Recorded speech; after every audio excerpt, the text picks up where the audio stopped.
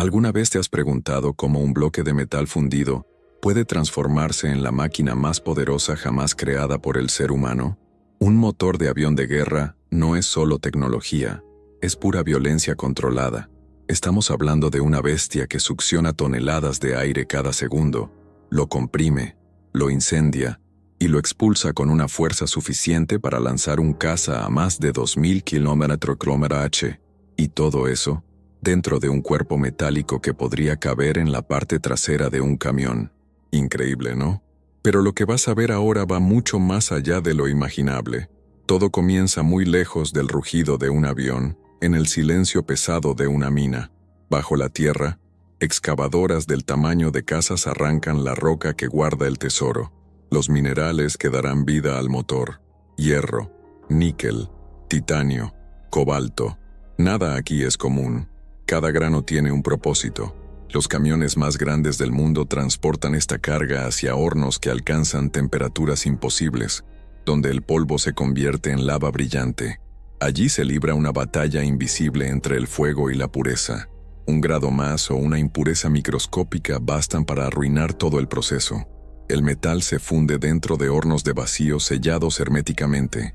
No hay aire, no hay oxígeno, no hay margen de error. En este infierno controlado, los elementos se mezclan hasta crear algo nuevo, una superaleación capaz de resistir temperaturas que fundirían cualquier otro metal. La mezcla líquida, naranja como el sol, fluye por canales cerámicos hacia moldes diseñados con precisión molecular. Sensores láser controlan cada segundo del enfriamiento, asegurando que los átomos se acomoden en una estructura perfecta. Porque aquí no basta con duro, debe ser indestructible. Mientras se solidifica, el metal cambia su naturaleza. De un líquido caótico nace un sólido uniforme, denso, sin grietas, con la resistencia de una joya y el peso de una promesa. Esta es la primera metamorfosis, la materia bruta que un día arderá dentro de un motor de combate.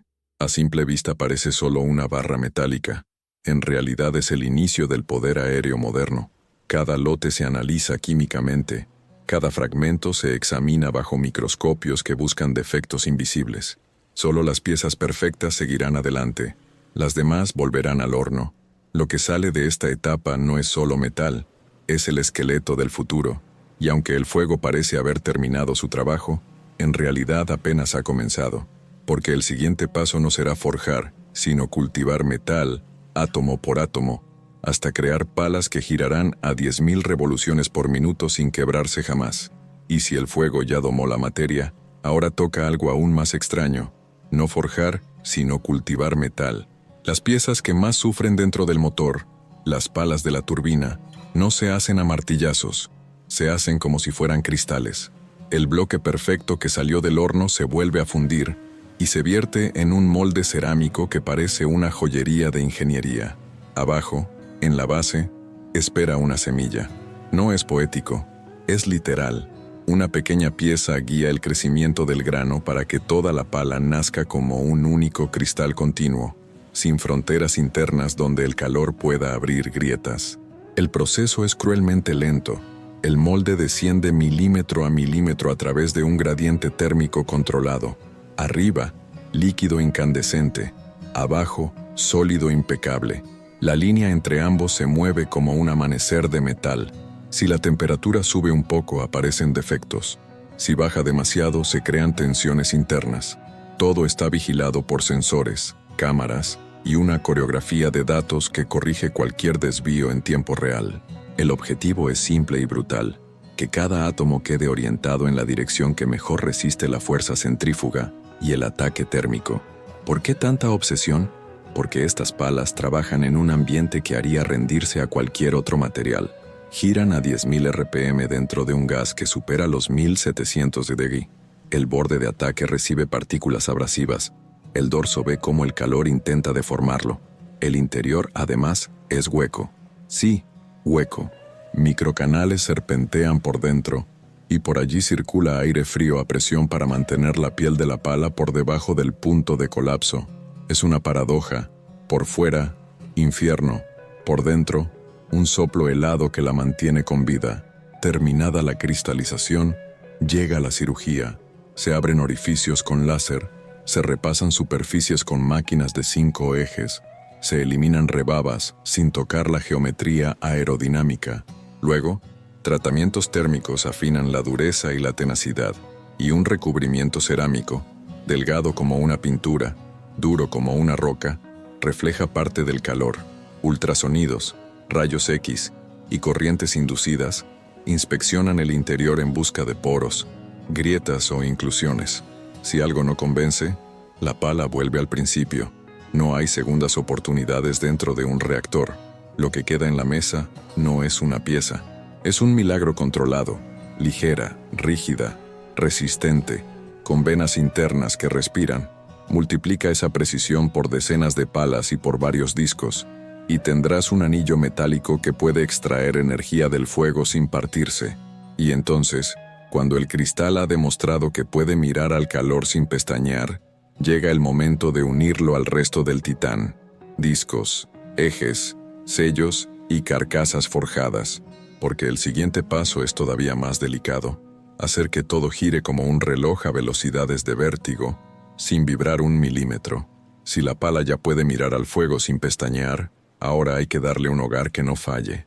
Entran en escena los discos del compresor, los ejes y las carcasas, piezas masivas que nacerán bajo golpes capaces de hacer vibrar el suelo. Lingotes incandescentes pasan a prensas hidráulicas que ejercen miles de toneladas. El metal fluye como plastilina al rojo, se estira, se compacta, se orienta. No es fuerza bruta, es dirección de granos, es densidad sin poros, es vida útil ganada a martillazos controlados. En cuanto la forja respira, empieza la cirugía. Centros de mecanizado de 5 ejes tallan canales aerodinámicos con tolerancias de micras. En algunos casos, disco y palas se vuelven uno solo. Blisk, un anillo monolítico sin uniones que reduce peso y vibración. La mínima rebaba es un enemigo. Un borde fuera de medida es una futura fractura. Láseres miden, sondas tocan, algoritmos corrigen. Cada corte es definitivo. Los ejes se rectifican hasta la alineación perfecta. Donde girará todo, no puede haber fantasmas. Sellos laberinto, superficies tratadas, recubrimientos de baja fricción, todo para mantener el aire donde debe estar y el aceite donde tiene que trabajar. Hablando de aceite, nada de aceite común. Fluye un lubricante sintético que resiste temperaturas y cizallas demenciales, alimentando cojinetes que pueden ser híbridos cerámicos. A estas velocidades, cualquier rugosidad se convierte en calor, y el calor en desastre. Llega el balanceo, primero en frío, después a velocidad. Se añaden o quitan gramos invisibles hasta que la aguja de vibración se queda quieta. A 10.000 RPM, un gramo mal puesto es un martillo. Ensayos no destructivos, ultrasonidos, corrientes inducidas, rayos X, buscan poros que el ojo jamás vería. Si algo duda, no vuela. Las carcasas cierran el conjunto. Aleaciones resistentes a la temperatura, tratamientos contra fatiga, ventanas para sensores. Aquí se fijarán válvulas de geometría variable, actuadores, líneas de combustible y aire sangrado. El rompecabezas empieza a parecer un motor, pero aún no lo es. Falta el cerebro que orquesta, y sobre todo, falta el corazón ardiente que convertirá aire y queroseno en empuje. Porque lo que viene ahora cambia todo. El ciclo que respira, el compresor que exprime, la cámara que enciende y la turbina que roba solo lo justo. El fuego va a entrar en escena, y ya no habrá espacio para errores. Ya tienes el esqueleto y las piezas maestras. Ahora hay que darles aliento. El motor vive de un ciclo simple en teoría y brutal en la práctica.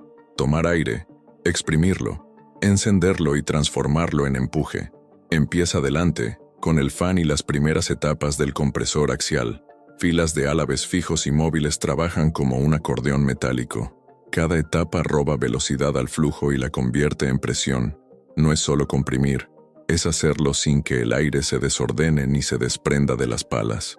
Por eso existen geometrías variables, álabes que cambian su ángulo en tiempo real para mantener el flujo pegado, estable, obediente. A medida que el aire avanza, la relación de compresión se dispara. En motores modernos puede superar 30 a 1. Eso significa que lo que entra suave al frente se convierte en un resorte comprimido pidiendo estallar. Antes de que lo haga, el flujo cruza difusores que calman la velocidad y lo preparan para la zona sagrada, la cámara de combustión. Aquí, inyectores atomizan combustible con precisión microscópica. Encender es fácil. Mantener una llama estable en una tormenta de aire comprimido, no. Por eso se usan swirlers y recirculaciones internas. Crean un remolino donde el fuego se ancla y no se apaga cuando el piloto exige más. La temperatura salta a cifras que ninguna aleación soportaría sin ayuda. Aún así, el diseño canaliza parte del aire frío para refrescar paredes y toberas con un manto protector. El gas incandescente sale con furia y encuentra la turbina de alta presión. Ella roba solo lo imprescindible para mantener girando el compresor y los accesorios. Cada milímetro de pala aquí es un pacto con el calor. Detrás, llega la turbina de baja presión y, si el motor es turbofan, el tren libre que mueve el fan frontal. El resto del flujo, el que no se usa para mover máquinas internas, se convierte en empuje ordenado por la tobera. Todo esto respira bajo la batuta del FADEC, el cerebro que decide cuánto combustible entra, qué ángulo adoptan los álabes, cuánta sangría de aire sale para sistemas y hasta cómo responde el motor a una maniobra brusca. Si la altitud cambia, el FADEC corrige. Si la temperatura ambiente cae, corrige. Si el piloto pide potencia máxima, orquesta cada válvula para que nada entre en pérdida ni en detonación. Y cuando el avión necesita más que volar, cuando necesita dominar, aparece el arma secreta que parte el cielo, la poscombustión. Ahí la historia deja de ser eficiente y se vuelve salvaje. Y lo que ocurre al abrir esa compuerta de fuego, hasta aquí, todo es precisión feroz. Pero hay momentos en que el avión no solo necesita volar, necesita imponerse. Ahí entra la poscombustión, el modo salvaje del motor. Detrás de la turbina, donde el flujo ya entregó energía para girar compresores y accesorios, se abre un tramo extra del conducto con barras de combustible y retenedores de llama. El FADEC ordena, válvulas se abren, el queroseno atomizado se mezcla con el oxígeno remanente y el escape vuelve a arder. No es una chispa, es un segundo incendio controlado. El resultado, una llamarada azul-violeta con diamantes de choque que empuja el avión como si alguien hubiera pateado el cielo. La física es directa. Más temperatura, más expansión, más velocidad del chorro. Para que el flujo no se ahogue, la tobera trasera se agranda con pétalos móviles. Si se cerrara, la presión subiría de forma destructiva. Abierta en el ángulo justo, convierte la energía térmica en empuje limpio. En algunos casos, la tobera además orienta el chorro, empuje vectorial, permitiendo giros imposibles a baja velocidad y ángulos de ataque extremos. Es el equivalente aéreo de torcer el brazo del viento. Pero la poscombustión cobra caro. El consumo se dispara como si el motor bebiera fuego líquido. Por eso se usa solo para despegues cortos, ascensos violentos, aceleraciones supersónicas o combates donde un segundo define quién ve primero a quién. Además, deja un rastro, firma infrarroja más intensa, brillo visible, ruido que atraviesa valles.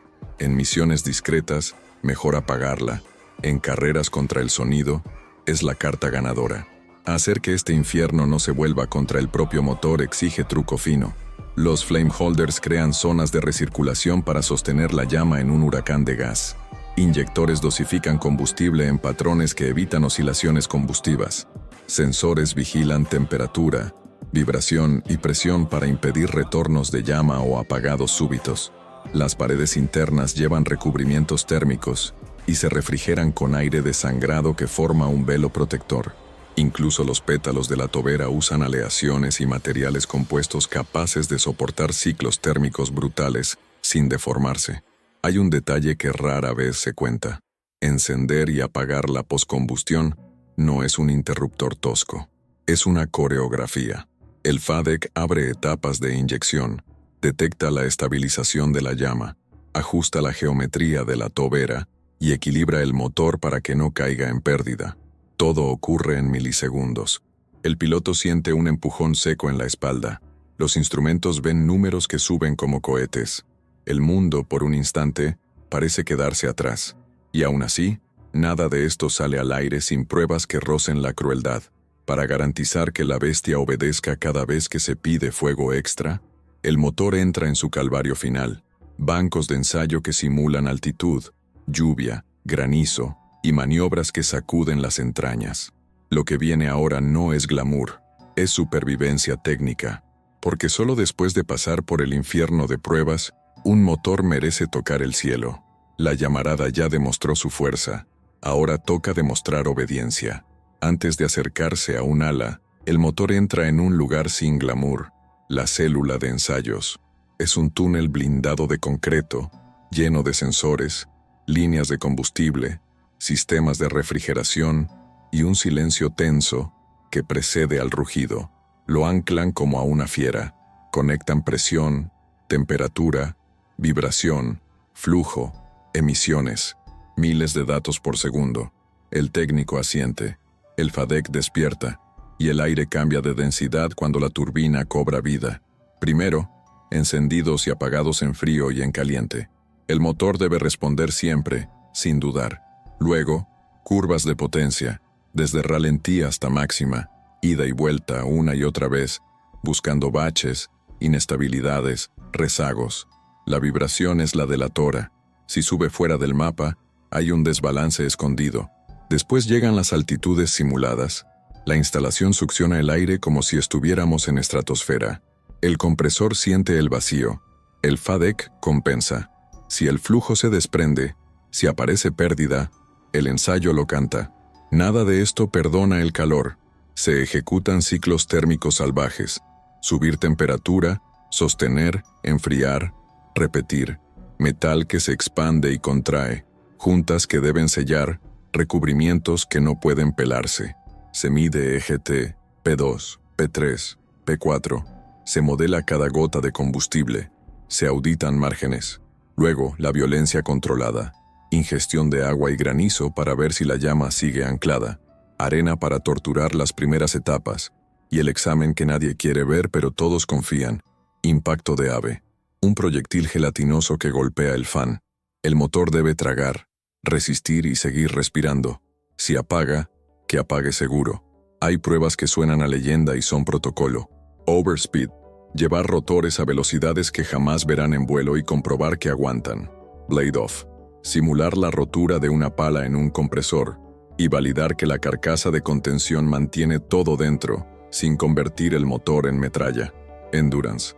Horas y horas al 100%, como si una misión eterna no diera respiro. Entre cada fase, inspecciones no destructivas, ultrasonido, corrientes inducidas, rayos X, tomografía. Si una sombra aparece, el motor regresa a quirófano. No es solo hardware. El software también pasa por su vía crucis. Pruebas en banco de simulación, inyección de fallas, latencias, redundancias. El FADEC no puede dudar cuando el piloto pide potencia o cuando una sonda miente. Todo debe degradar con elegancia, sin sorpresas.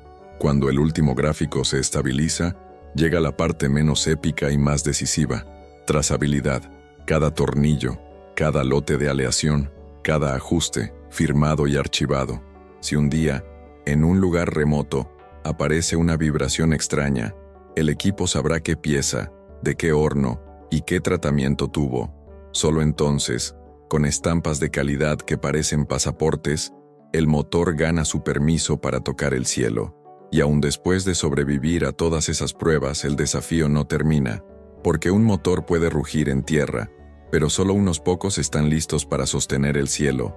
Ahí afuera no se compite por potencia, se compite por autonomía, por quién domina los secretos del metal, por quién puede fabricarlo, repararlo y hacerlo evolucionar sin depender de nadie.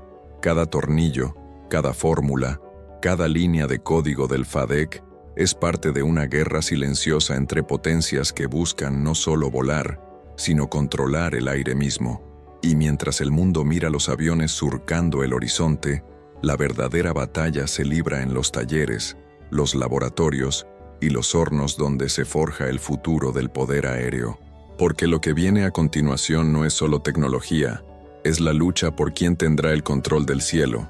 Cuando un motor de avión de guerra ruge, no solo se escucha el sonido del empuje, Se escucha el eco de una batalla silenciosa que se libra en fábricas, laboratorios y oficinas de diseño alrededor del mundo, porque detrás de cada turbina hay un secreto que define quién domina el aire, la tecnología para construirla sin pedir permiso a nadie. Durante décadas, solo 3 potencias han tenido ese poder absoluto: Estados Unidos, Rusia y, más recientemente, China. Ellos no solo fabrican motores, forjan independencia. El resto del mundo depende de ellos, comprando licencias, piezas o asistencia técnica que puede desaparecer con una sola firma. Un embargo, un desacuerdo político o una falla en el suministro, y un país entero queda en tierra. Por eso, el verdadero campo de batalla ya no es el cielo, sino el taller. Quien domine la ciencia de las superaleaciones, el control térmico y el FADEC, dominará el futuro. Pero este dominio tiene un costo. Diseñar un motor militar no toma años, toma décadas. Un solo error en una pala o en un software puede significar la pérdida de un avión, una tripulación y millones de dólares. India lleva más de 20 años intentando crear su propio motor, el Kaveri, sin conseguir la confiabilidad necesaria. Europa, a pesar de su tecnología avanzada, sigue compartiendo proyectos con Estados Unidos. Y mientras tanto, China acelera, copia, mejora, arriesga. Sus ingenieros aprenden rápido y ahora sus casas ya rugen con motores desarrollados en casa. El futuro, sin embargo, no se define solo en metal. La próxima revolución está en la fabricación aditiva, en imprimir piezas de titanio con precisión atómica, en sensores inteligentes que aprenden a autorregularse y en materiales autorreparables que curan grietas microscópicas durante el vuelo. Cada innovación reduce dependencia, cada nuevo proceso acerca a una nación a la autonomía total, y aunque esta competencia parece técnica, es profundamente humana. Son mentes que no duermen, científicos que empujan los límites del calor y la física, ingenieros que buscan que el fuego obedezca. Mientras los ojos del mundo miran los cielos, ellos miran los hornos, porque allí, en el resplandor anaranjado del metal fundido, se forja algo más que motores, se forja la soberanía. Y justo cuando crees que el ciclo termina, llega la verdadera culminación, el momento en que ese bloque de metal, que alguna vez fue polvo de mina, se ensambla, se enciende y levanta vuelo por primera vez. Una criatura de fuego que no debería existir, y sin embargo vuela. Eso es lo que veremos en la siguiente etapa, cómo el metal fundido se convierte finalmente en el poder que levanta el cielo. Y ahora que sabes todo lo que hay detrás de esa bestia que ruge en el cielo, quizá mires un caza de combate de otra manera, no como una máquina, sino como el resultado de miles de manos, mentes y llamas que convirtieron polvo, fuego y acero en poder puro. Cada tornillo, cada prueba, cada chispa existe para un solo propósito: levantar el cielo con precisión imposible. Si te fascinó descubrir cómo algo tan brutal y complejo puede nacer del metal fundido, hay mucho más por explorar. El mundo está lleno de procesos que parecen magia, pero son ingeniería en su forma más extrema. Así que deja tu like si este viaje te hizo ver la tecnología con otros ojos, y suscríbete para seguir explorando conmigo los secretos que mueven nuestro mundo. Porque esto apenas fue el comienzo del poder que el ser humano es capaz de crear.